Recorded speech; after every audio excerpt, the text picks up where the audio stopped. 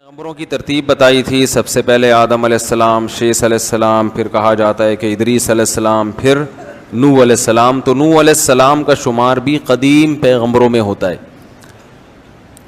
اللہ فرماتے ہیں وَلَقَدْ أَرْسَلْنَا نُوحًا إِلَىٰ قَوْمِهِ إِنِّي لَكُمْ نَذِيرٌ مُّبِينٌ. ہم نے نوح کو ان کی قوم کی طرف بھیجا اور انہوں نے کہا میں تمہیں کھلا ڈرانے والا ہوں، صاف صاف بتا رہا ہوں کہ تم جن بتوں کی عبادت کرتے ہو، ود سوا یعوق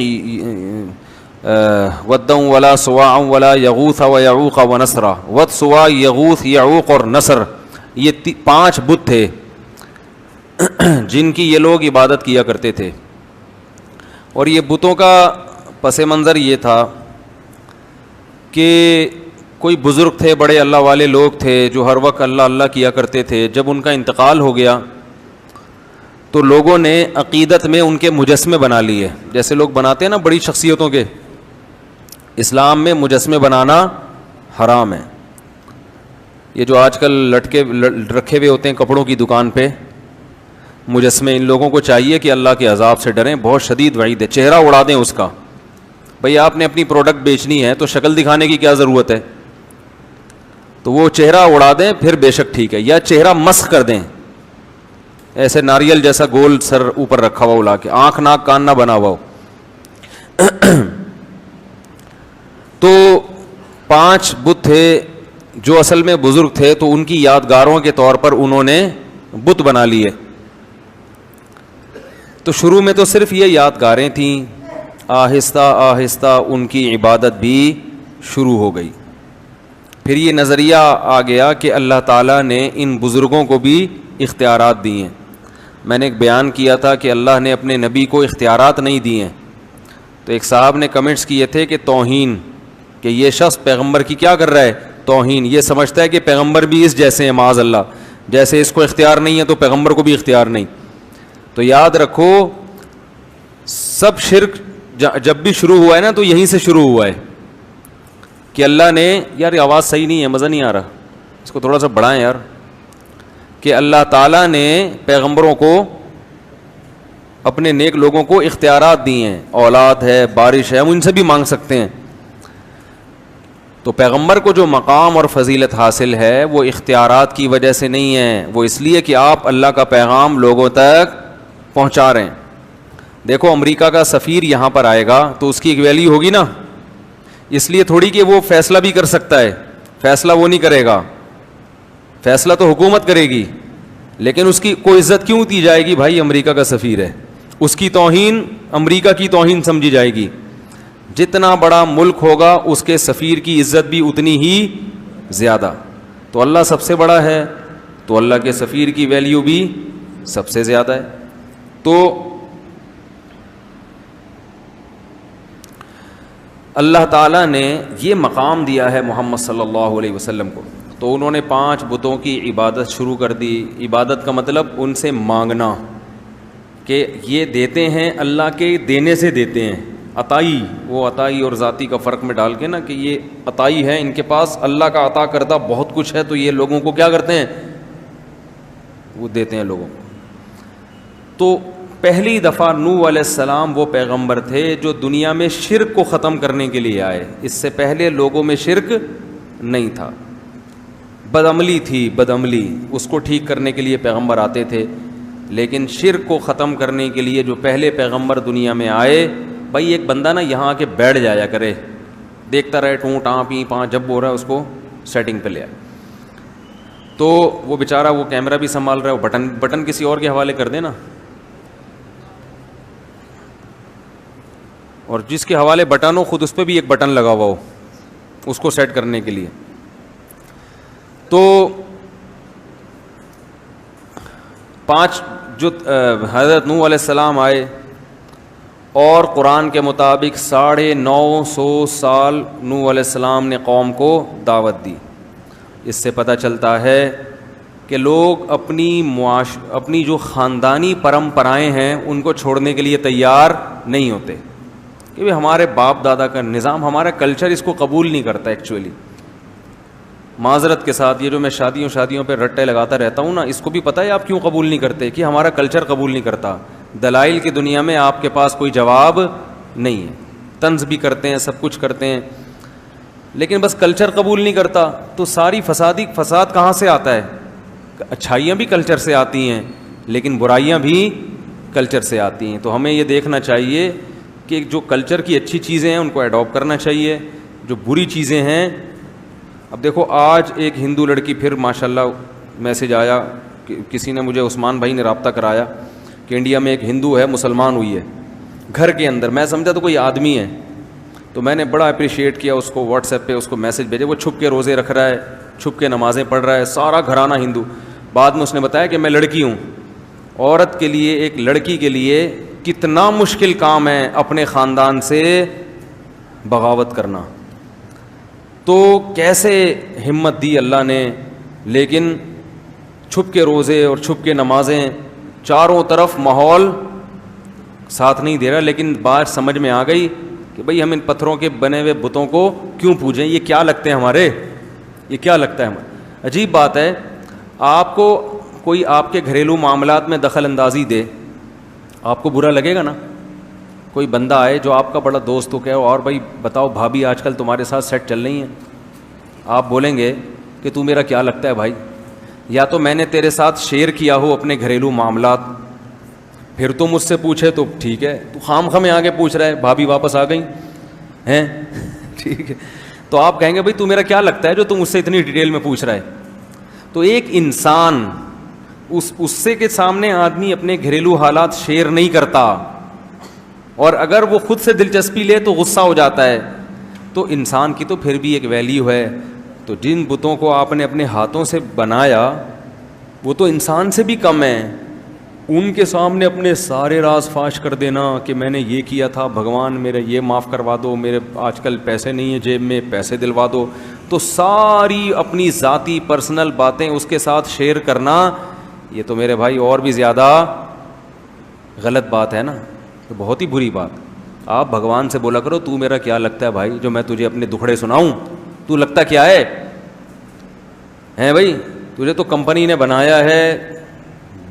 بس زیادہ نہیں بولوں گا میں. وہ ایک اور ہندو کا فون آ رہا ہے, وہ ہندو ہی ہے, وہ کہہ رہے یار آپ مذاق اڑاتے ہو ہندو مذہب کا. میں نے مذاق تو نہیں اڑایا بھائی کبھی. خیر, تو اللہ ہدایت دے, عقل سلیم عطا فرمائے. تو نوح علیہ السلام نے 950 سال دعوت دی ہے, 40-50 سے زیادہ لوگ ایمان نہیں لائے, 40-50. اور دن میں بھی پکارا, رات کو بھی پکارا, ربی انی دعوت قومی لیلا و نہارا, دن میں بھی گیا رات کو بھی گیا. اور کیا ہو گیا تھا کہ دیکھ کے نا آنکھوں میں کانوں میں انگلیاں ڈالنے لگے تھے لوگ. اس وقت عمریں لمبی ہوتی تھیں لوگوں کی, قد بھی بڑے لمبے ہوتے تھے. نبی صلی اللہ علیہ وسلم نے فرمایا آدم علیہ السلام کا قد 60 گز تھا. 60 گز کتنا ہوگا بھائی, یہاں سے وضو خانے تک. پاؤں کتنے بڑے بڑے ہوں گے بھائی, آنکھیں, بہت اللہ نے قد دیے تھے پہلے لوگوں کو. انلزمکموہا وانتم لہا کارہون ویا قوم لا اسألکم علیہ مالا, اے میری قوم میں اس تبلیغ پر تم سے پیسے نہیں لے رہا. پوری قوم کی مخالفت مول لے کر 900 سال ہو گئے مخالفت کی ہے, تو یہ بھی تو میرے برحق ہونے کی علامت ہے. مجھے کیا مل رہا ہے اس سے؟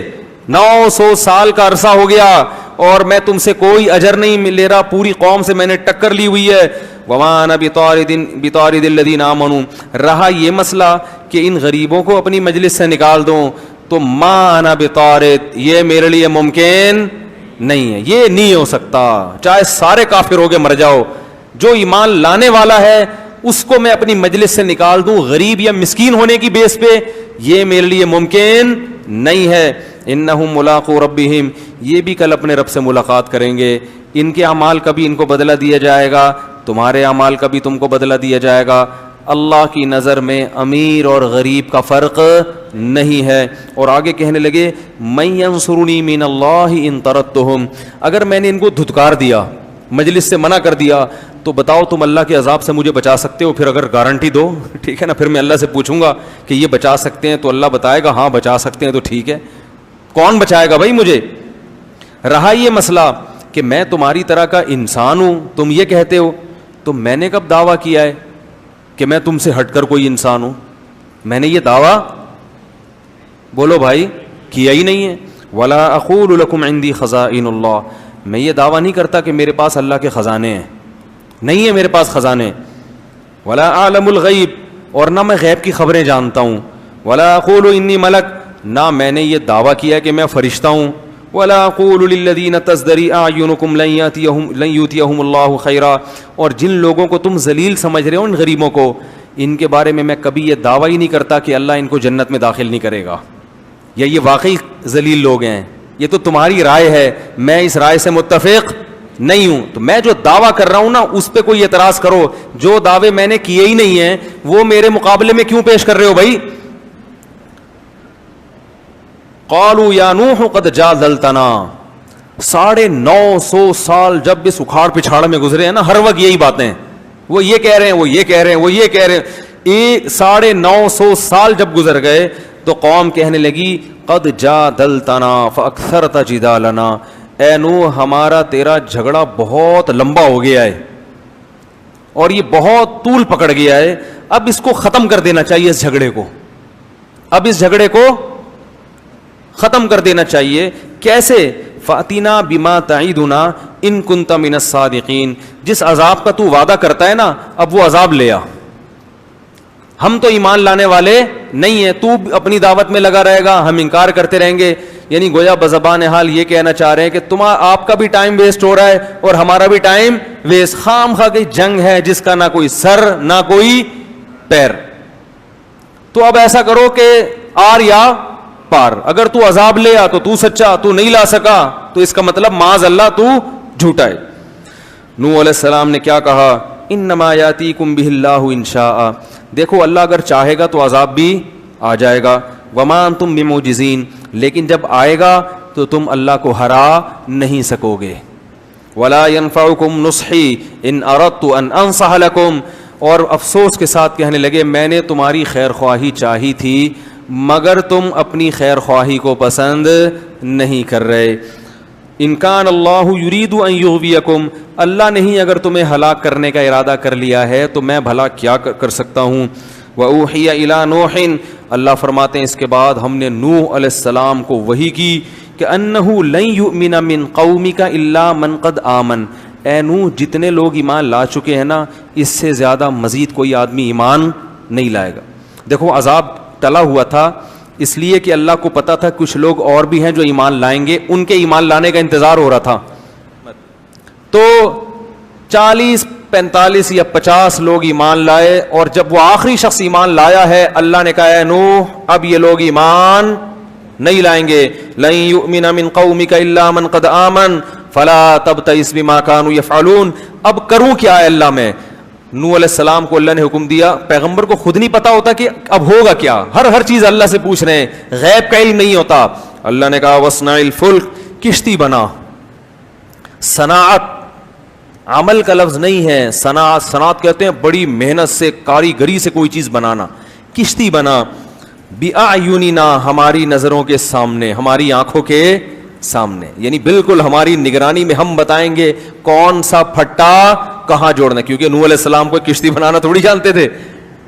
ہم بتائیں گے کون سی کیل کہاں ٹھوکنی ہے, کتنا بڑا پھٹا لانا ہے, اس کا سائز کتنا ہوگا, کیونکہ ہمیں پتا ہے کہ کیسا پانی آنے والا ہے. وَوَحْيِنَا وَلَا تُخَاطِبْنِي فِي الَّذِينَ ظَلَمُوا, اور اب ان ظالموں کے بارے میں مجھ سے کلام بھی مت کرنا. ایسا نہ ہو کہ آپ کو ان پہ ترس آنا شروع ہو جائے اور آپ کہیں کہ اللہ مزید مہلت دے دو. آپ کو اب ان کے حق میں دعا کرنے کی اجازت نہیں ہے. انہم مغرقون, یہ سب کے سب غرق ہوں گے, اور اللہ نے ان کے غرق ہونے کا فیصلہ کر لیا ہے. یہ واقعہ تو قرآن میں بھی ہے, اس کو یہودی بھی مانتے ہیں اور اس کو عیسائی. یہ دنیا میں اتنا بڑا واقعہ ہوا تھا کہ تمام آسمانی کتابیں یا کوئی ایسی تاریخی ورق جو اس زمانے سے چلا آ رہا ہے, ان تمام کتابوں میں, صحیفوں میں یہ واقعہ موجود ہے. آج بھی تورات میں بھی ہے اور انجیل میں بھی ہے. تھوڑی سی انہوں نے تبدیلی تو کر لی, مگر اس طوفان کا اور اس بارش کا اور پوری دنیا کے انسانوں کا تباہ ہونا یہ تمام کتابوں میں لکھا ہوا ہے. تو اللہ نے فرمایا وَيَصْنَعُ الْفُلْكَ, نوح علیہ السلام کشتی تیار کر رہے تھے. وَكُلَّمَا مَرَّ عَلَيْهِ مَلَأٌ مِّن قَوْمِهِ, جب بھی قوم کے وڈیرے اور سردار لوگ گزرتے, سخروا منہ, مذاق اڑاتے کہ پانی دور دور تک نہیں ہے، نہ کوئی دریا ہے. کشتیاں تیار بھی ہوتی ہیں تو دریا کے کنارے، تاکہ وہیں دھکا دے کے پانی میں لے جائیں. یہ تو دور تک نہ کوئی دریا ہے نہ بارش ہے، اور بارش بھی ہوتی ہے تو اتنا پانی تھوڑی ہوتا ہے کہ کشتیاں تیار کرنی پڑیں. وہ مذاق اڑانے لگے. قال ان تسخروا منا، نوح علیہ السلام نے کہا اگر آج تم ہمارا مذاق اڑا رہے ہو فإنا نسخر منکم، ان قریب ہم تمہارا مذاق اڑائیں گے. کہ کیسی تمہیں دعوت دی، کس رب کی طرف بلایا، دلائل کے انبار لگا دیے، مگر ماننے کے لیے تیار نہیں. کما تسخرون، جیسے تم مذاق اڑا رہے ہو، ان قریب ہم تمہارا مذاق اڑائیں گے. فسوف تعلمون، ان قریب تمہیں پتہ چل جائے گا. من یاتیہ عذاب یخزیہ، کون ہے جس پر ذلیل کرنے والا عذاب آئے گا اور ہمیشگی کا عذاب کس پر آنے والا ہے. حتی اذا جاء امرنا، قرآن کہتا ہے یہاں تک کہ جب ہمارا حکم آ پہنچا. کشتیاں تیار ہو رہی، کشتی تیار ہو رہی ہے. جب بن کے مکمل ہو گئی، اللہ فرماتے ہیں وفارت تنور، اور زمین کی دراڑوں سے پانی نکلنا شروع. زمین کے جو سوتے ہوتے ہیں نا جہاں بھی، اس سے پانی نکلنا شروع. قرآن نے ایک جگہ آتا ہے کہ ہم نے آسمان کے بند بھی کھول دیے اور زمین کے بند بھی. زمین سے بھی پانی نکلنا شروع اور آسمان سے بھی پانی، بہت تیز پانی برسنا شروع. قل نحمل فیہا من کل زوجین، ہم نے نوح سے کہا کہ ہر جانور کی قسم میں 2 جوڑے لے لو، نر اور مادہ، کیونکہ جانور بھی ہلاک ہو جاتے ہیں ظاہر ہے انسان کے ساتھ.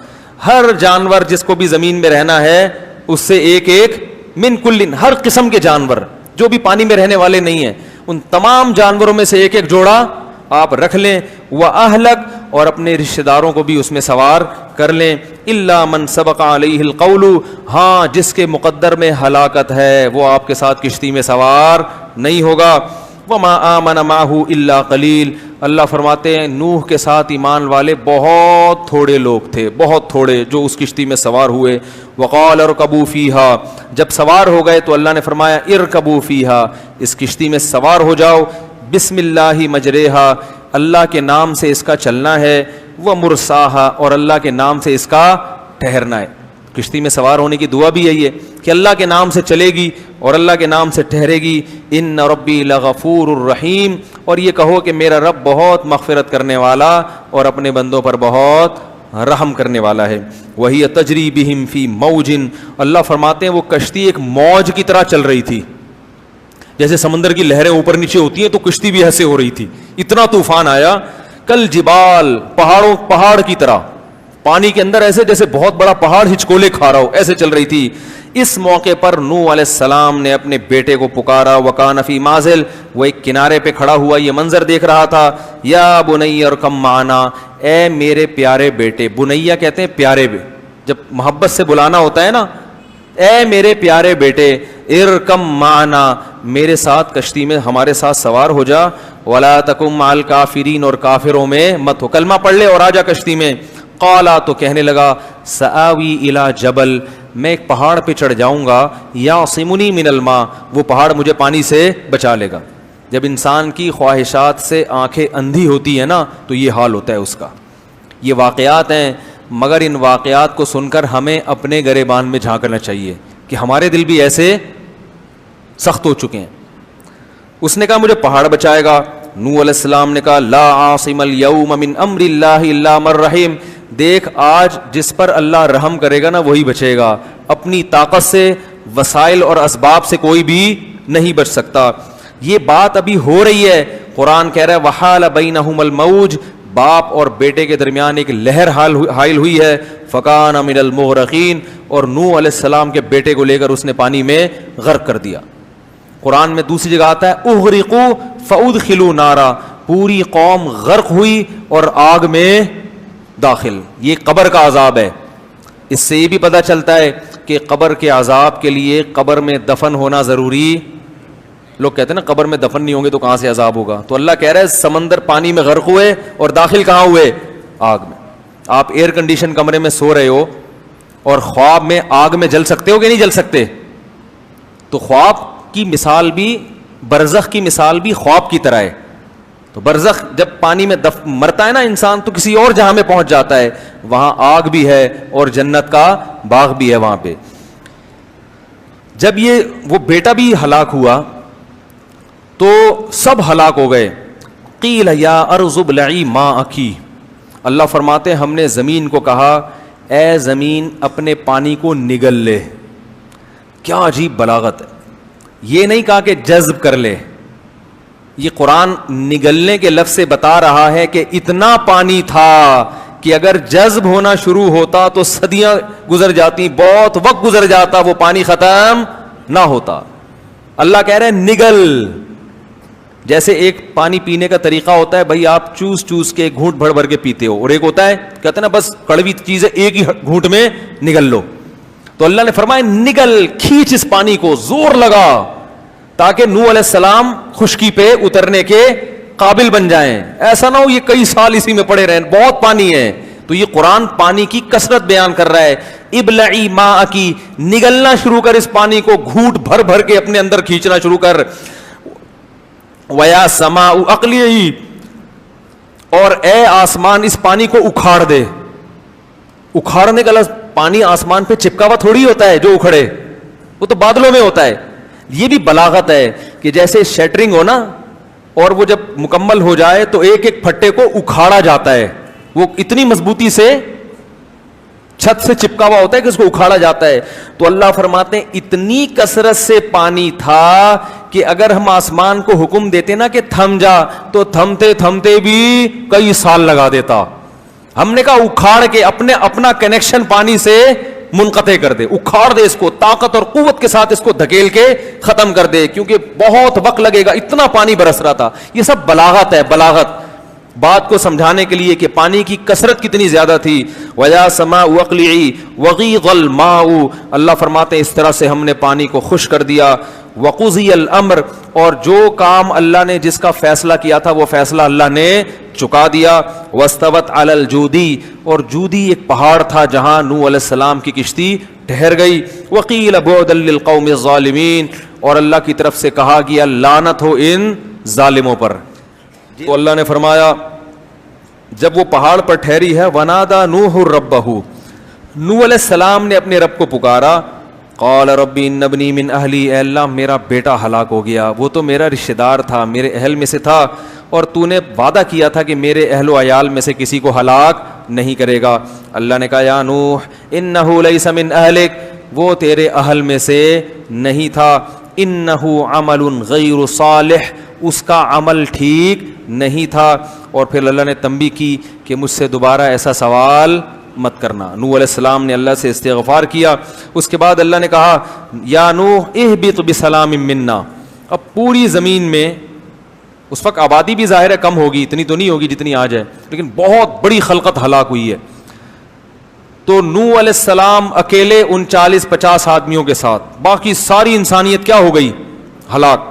تو اللہ نے نوح علیہ السلام سے کہا اہبط, اس پہاڑ پہ اتریں, آپ اس سے نیچے اتریں, بسلام منا, میری طرف سے سلامتی, و برکات, اور برکتوں کے ساتھ.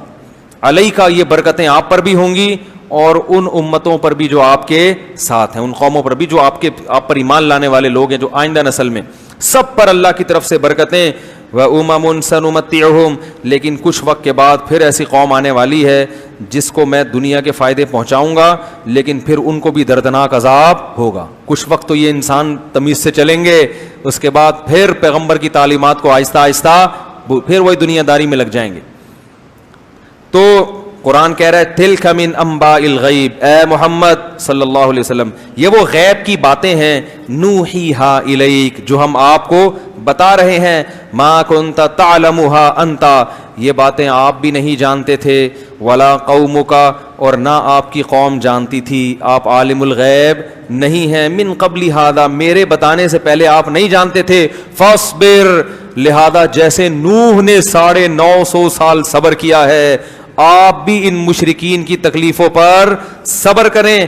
ان العاقبۃ, کیسا پیارا اختتام ہو رہا ہے اس واقعے کے, اینڈ کتنا اچھا ہے. فاصبر, اے محمد آپ کو بھی کیا کرنا ہے, صبر کرنا ہے. کیوں؟ ان العاقبۃ للمتقین, انجام ہمیشہ اچھے لوگوں کا ہوگا.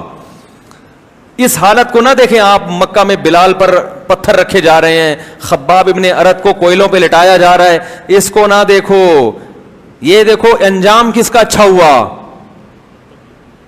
المتقین, وہ لوگ جو گناہوں سے بچتے ہیں انجام ہمیشہ انہی کا اچھا ہوتا ہے. دیکھو انگریزوں کی جوانی مت دیکھو, انگریزوں کا بڑھاپا دیکھا کرو. انجام مسلمان کا اچھا ہوتا ہے, جوانی انگریز کی اچھی ہوتی ہے, مگر وہ ساری جوانی کے مزے بڑھاپے میں کرکرے. کوئی محبت کرنے والا نہیں ہوتا, کوئی رونے والا نہیں ہوتا. روتے ہیں تھوڑا بہت, وہ بھی اولڈ ہاؤس سے اطلاع آ گئی کہ حضرت جی کا انا اللہ ہو گیا ہے, چلو یار وہیں دفنا دو, دیکھ لیں گے, بہت کم. تو اللہ تعالیٰ فرماتے ہیں والعاقبۃ للمتقین, اور بالفرض دنیا میں اچھا ہو بھی جاتا ہو, اصل تو کیا ہے